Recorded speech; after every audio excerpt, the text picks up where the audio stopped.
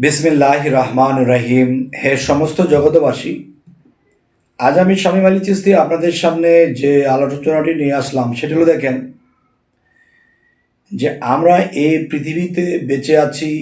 আমরা একটা জিনিস মনের মধ্যে চিন্তা রাখি, পিতামাতা আমাদেরকে পড়াচ্ছে, লেখাপড়ার খরচ দিচ্ছে, আর একটা কথা বলছে, বাবা পড়ালেখা ভালো করে করবি, বাড়ি গাড়ি করবি, বিরাট বিজনেসম্যান হবি, সুখে শান্তিতে জীবন কাটাবি, আমাদেরকেও সুখ দিবি। তাহলে আমি মনে করব এই মানুষগুলাই হলো মূর্খ। আর এরকম ভাবনা চিন্তা রেখে যারা পড়ালেখা করবে যে বড় একটা চাকরি করব, বড় একটা বিজনেসম্যান হব এবং অনেক টাকা কামাবো, বাড়ি গাড়ি করব, এরা শিক্ষিত হওয়া মানে কি, এদেরকে শিক্ষিত সন্ত্রাস বলা হবে। কারণ এরকম ভাবনা চিন্তা করে যারা লেখাপড়া করবে, চাকরি পাইতে যাইয়া তো লক্ষ লক্ষ টাকা ঘুষ দেবেই, তার মধ্যে কি করবে জানেন? তার মধ্যে তারা ঘুষ দিয়ে চাকরি নেবে এবং ঘুষ খাবে চাকরিটা পেয়ে, এবং আস্তে আস্তে পাপের টাকা দিয়ে এসে বিল্ডিং করবে, বড় বড় কিছু একটা করবে। তখন এগুলো করতে যাইয়া আল্লাহ, রাসুল, খোদা সব গেছে। যদিও সমাজের খাতিরে নামাজ পড়তে যায়, নামাজের মধ্যে যখন দাঁড়িয়েছে তার ক্যাসেট ঘুরতেছে, কিভাবে আমি ওই টাকাটা উদ্ধার করব, কিভাবে আমি এই কাজটা পাবো, কিভাবে সেই কন্ট্রাক্টটা পাবো। তাহলে মানুষ যখন বলেছে আল্লাহু আকবার, আল্লাহকে হাজির নাজির করে নামাজে যখন দাঁড়িয়ে গেছে, তখনই কিন্তু কি হচ্ছে, আল্লাহকে দাঁড় করিয়ে সে দুনিয়াবি কাজকর্ম শুরু করে দিয়েছে।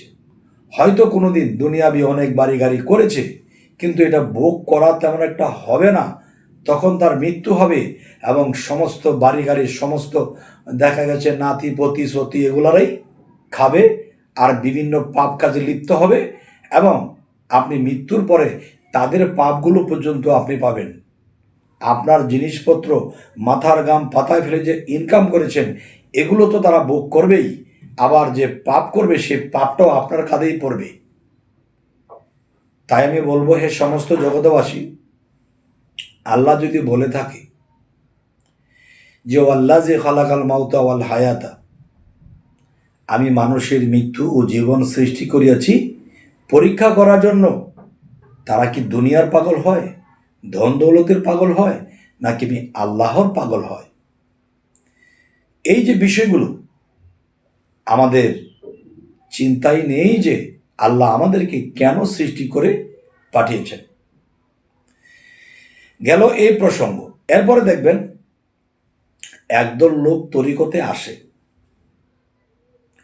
তরিকতে আসার পরেও লোকটা নষ্টই থাকে। আরও একদল তরিকতে আসে, তারা গুরু মুর্শিদকে মানে, আল্লাহর সাধনা ইবাদত করে, তারা একটা মিডিয়াম পর্যায়ে থাকে। তারপরও কি, তাদের একটা চাহিদা থাকে যে মুর্শিদ ধরেছি, আমরা এই জিনিসটি চাবো, এই জিনিসটি পাবো। কেউ সম্পদ চাবে, কেউ আধ্যাত্মিক শক্তি চাবে। আমি বলবো, একজন মুর্শিদের কাছে কিছু চাইতে হয় না। তিনি জানে কার কি দরকার, জানা আছে তার। তাহলে আরও একটি বিষয় যদি আমি আপনাদেরকে বুঝিয়ে বলি, যে আরও একটি মানুষ আছে, কোরআন অনুসারে, হাদিস অনুসারে, কোরআন পরে বোঝা গেছে যে একজন মুর্শিদকে ধরতে হবে। তো সেই মুর্শিদকে ধরতে যাইয়া তারা এমনভাবে ডুব দিয়েছে, তারা এমনই ডুব দিয়েছে, সমাজের মানুষ তাকে ভণ্ড বলে, এবং মানুষে তারে খারাপ বলে, এ আগে ভালো ছিল, এখন হিরণসি গাঞ্জটির মতো হয়ে গেছে।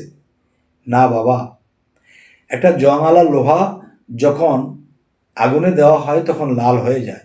এটাকে পিটাতে পিটাতে ভিতর থেকে চকচকাটা বের হয়, তার এখনো চকচকাটা বের হয়নি বলে তাকে হিরণসি গাঞ্জুটির মতো লাগে। কারণ আল্লাহর পথে সে ডুব দিয়ে নিজেকে পোড়া দিচ্ছে।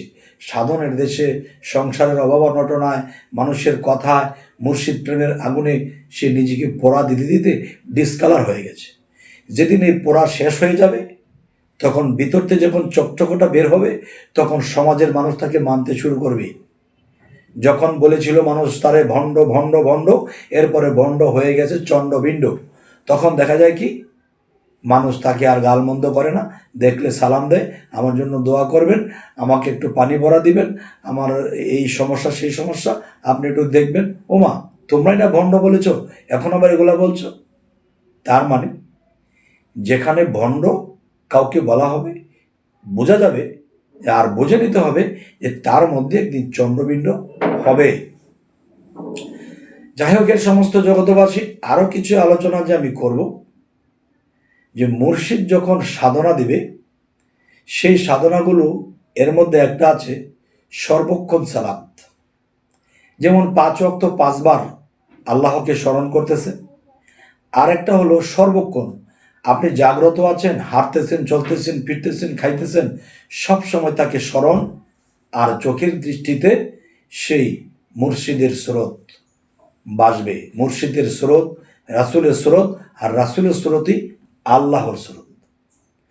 তো এখন ক্লিয়ারলি যদি আপনাদেরকে কথাগুলো বলতে যাই, তাহলে দেখবেন আপনি সামনে তাকিয়েছেন, পিছনে নাই, পিছনে তাকিয়েছেন তো সামনে নাই। মানুষ যখন আল্লাহর জন্য ফানাফিল্লা হয়ে সামনের দিকে ছুটে, তখন তারা আর পিছন ফিরে তাকায় না। পিছনে তাকালে কিন্তু আর সামনে থাকবে না, সামনে তাকালে কিন্তু আর পিছন থাকবে না। তাই একই দিকে যখন চেয়ে মানুষটা ছুটবে, তখনই কিন্তু মানুষের ভিতরে সেই ফানাফিল্লা আসবে, রুহানি জগতের সেই জ্ঞান আসবে, আর তখনই সেই মানুষগুলো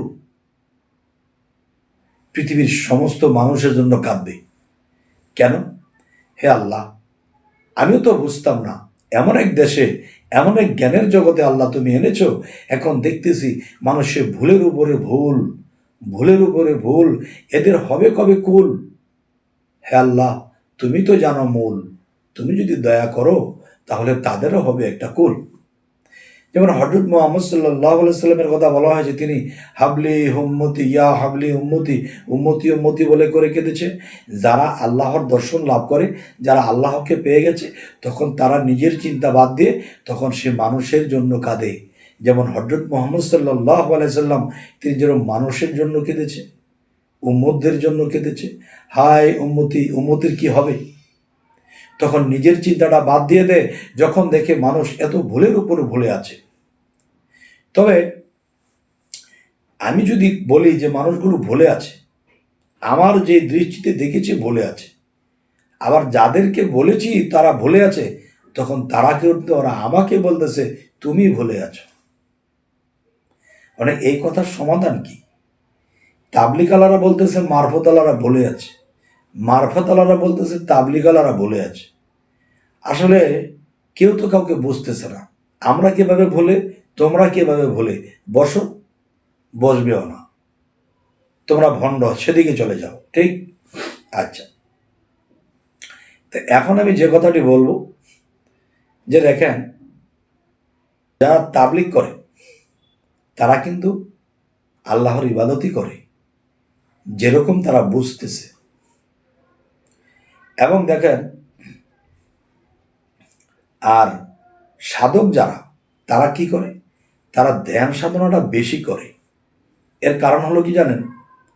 ধ্যানও কিন্তু নামাজ, ধ্যানও কিন্তু স্মরণ। যেমন আপনি যখন ধ্যানের মধ্যে বসে গেছেন, তখন সেই ধ্যানের মধ্যে আপনার আগে কি, পিছে কি, উপরে কি, নিচে কি, মধ্যে কি, সমস্ত কিছু আপনি ভুলে গেছেন।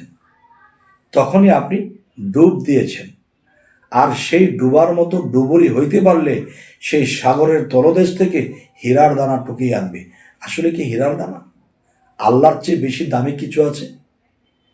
আল্লাহই তো, এরকম লক্ষ কোটি হীরা দিয়া তো আর আল্লাহর সাথে তুলনা করা যাবে না।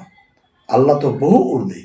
তাহলে মূল্যবান জিনিসগুলো আল্লাহ তাদেরকে দিয়ে থাকে যারা ডুবার মতো ডুবে গেছে। এখন নামাজে দাঁড়িয়ে ডুবার বদলে কি হচ্ছে? ইন্না জাহাতু আজহালিল্লাহি ফাতারাস সামাওয়াতি নাওয়াইতানু সাল্লিল্লাহি তাআলা আল্লাহু আকবার নিয়ত করে দাঁড়িয়েছে, আর আল্লাহু আকবার যখন বলেছে, আল্লাহ কুদরতিভাবে সামনে এসে গেছে। এখন সে আল্লাহকে সামনে রেখে, আল্লাহ তো তাকে দেখতেছে, আল্লাহকে সে দেখতেছে না, কিন্তু আল্লাহ তো হাজির। তখন সে আল্লাহকে সামনে দাঁড় করিয়ে সে বিভিন্ন মার্কেট করেছে, বিভিন্ন বাড়িঘর কিনেছে, নিজের মেয়ের বিবাহ দিয়েছে, অনেক কিছু করে যখন ইমাম সাহেব সালাম ফিরাবে, তখন সালাম ফিরানোর আওয়াজ যখন কানে গেছে, তখন সে জাগ্রত হয়েছে। আর আমি না মসজিদে নামাজ পড়তেছি, এতক্ষণ তো মার্কেট করেছি, কত কিছু করে এসেছি, তাহলে তারা কিভাবে আল্লাহর ইবাদত করে আল্লাহকে লাভ করবে? এই নামাজ পড়ে কি করেছে? আরো পাপ করেছে। কারণ নামাজে আল্লাহ ব্যতীত অন্য কারো নাম নেওয়া যাবে না, অন্য কারো কথা মুখে বলা যাবে না। এই জায়গায় আল্লাহকে ছাড়া আল্লাহকে দাঁড় করিয়ে সে বহু জায়গাতে চলে গেছে, তাহলে তার উপায় কি হবে? হে সমস্ত জগৎবাসী, এখন দেখা যায় তারা যারা এরকম ধরনের নামাজ পড়তেছে এরা নিজেরাই তো ভণ্ড। আর এরকম নামাজ পড়ে যারা সত্যিকারের ভাবে আল্লাহর সাথে বিলীন হওয়ার জন্য তারা ধ্যানের দেশে ডুবে গেছে, খাওয়া নেই, নাওয়া নেই, কিছু নেই, সমস্ত কিছু ত্যাগ করে দিছে, কুরবান করে দিছে, আল্লাহ ব্যতীত আর কেউ নেই, তারা তো আল্লাহর দর্শন পাচ্ছে। যারা আল্লাহর দর্শন পাচ্ছে তাদেরকে বলা হচ্ছে ভণ্ড। আর যারা আল্লাহর দর্শন পাচ্ছে না, সামনে রেখে চলে গেছে, এরাই হয়ে আছে চন্ডবিন্ড। আসলে সবই লন্ডভন্ড। এই গন্ডগোল, এই লন্ডভন্ড, এইসব ইবাদত করে কি হবে? হাজার হাজার বছরও যদি এই ইবাদত করে আল্লাহর কাছে গ্রহণযোগ্য হবে না। যাই হোক, এ সমস্ত জগতবাসী আজকে মনে চাইলো কিছু নর্মাল কথার মধ্যে শক্ত কথা বুঝে নেওয়া। এই যে শরীয়ত ওযু করতেছে পানি দ্বারা, আত্মার যে একটা ওযু আছে, আত্মার যে একটা পবিত্রতা আছে, সেটা কিন্তু করা হচ্ছে না। আর সে ওযুটা করা হচ্ছে না বলেই কিন্তু নামাজে সে থাকে না, মসজিদের দেয়াল ভেঙে চলে যায়।